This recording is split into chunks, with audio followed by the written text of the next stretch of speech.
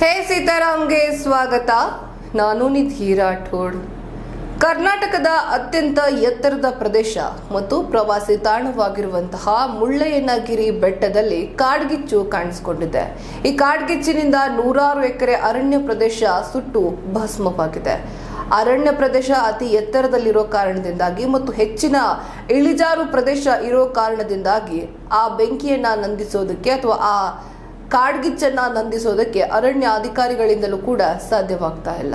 ಬನ್ನಿ ಹಾಗಾದ್ರೆ ಯಾವ ರೀತಿ ಇದೆ ಅಲ್ಲಿಯ ಪರಿಸ್ಥಿತಿ ನೋಡೋಣ.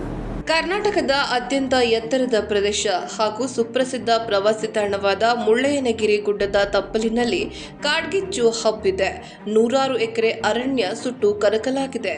ಮುಳ್ಳಯ್ಯನಗಿರಿ ಸಮೀಪದ ಭೈರೇಗುಡ್ಡ ಎಂಬಲ್ಲಿ ಕಾಡಿಗೆ ಬೆಂಕಿ ಬಿದ್ದಿದ್ದು ನೂರಾರು ಎಕರೆ ಅರಣ್ಯ ಸುಟ್ಟು ಬೂದಿಯಾಗಿದೆ.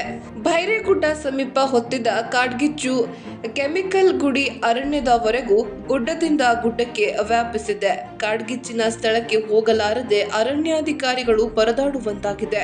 ಭೈರೇಗುಡ್ಡ ಅತ್ಯಂತ ಎತ್ತರ ಅರಣ್ಯ ಹಾಗೂ ಇಳಿಜಾರಿನ ಪ್ರದೇಶವಾಗಿದೆ. ಮುಳ್ಳಯ್ಯನಗಿರಿಯಲ್ಲಿ ಬೀಸುವ ಭಾರೀ ಗಾಳಿಗೆ ಬೆಂಕಿಯ ಕೆನ್ನಾಲಿಗೆ ಹೆಚ್ಚಿದ್ದರಿಂದ ಅರಣ್ಯ ಪ್ರದೇಶ ಸುಟ್ಟು ಕರಕಲಾಗಿದೆ.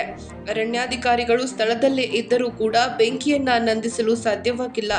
ಅತ್ಯಂತ ಎತ್ತರ ಹಾಗೂ ಇಳಿಜಾರಿನ ಪ್ರದೇಶದ ಭೈರೇಗುಡ್ಡದ ಬಳಿ ಹೋಗಲು ಕಷ್ಟವಾದರೆ ಬಿಸಿಲ ಝಳಕ್ಕೆ ಸಂಪೂರ್ಣ ಒಣಗಿ ನಿಂತಿರುವ ಅರಣ್ಯ ಯಾವ ಪ್ರಮಾಣದಲ್ಲಿ ಹೊತ್ತಿ ಉರಿಯುತ್ತದೆ ಎಂದು ಊಹಿಸುವುದು ಕಷ್ಟ.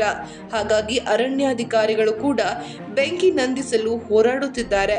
ಇನ್ನು ಅರಣ್ಯಕ್ಕೆ ಸ್ಥಳೀಯರೇ ಬೆಂಕಿ ಕೊಟ್ಟಿರಬಹುದು ಎಂದು ಶಂಕಿಸಲಾಗಿದೆ. ತನಿಖೆ ನಂತರವಷ್ಟೇ ಸತ್ಯಾಸತ್ಯತೆ ತಿಳಿದು ಬರಲಿದೆ. ಮತ್ತಷ್ಟು ಅಪ್ಡೇಟ್ಸ್ಗಾಗಿ ನೋಡ್ತಾ ಇರಿ ಹೇ ಸೀತಾರಾಮ್. ಇದು ಸತ್ಯದ ಕೈಗನ್ನಡಿ. Audio Jungle.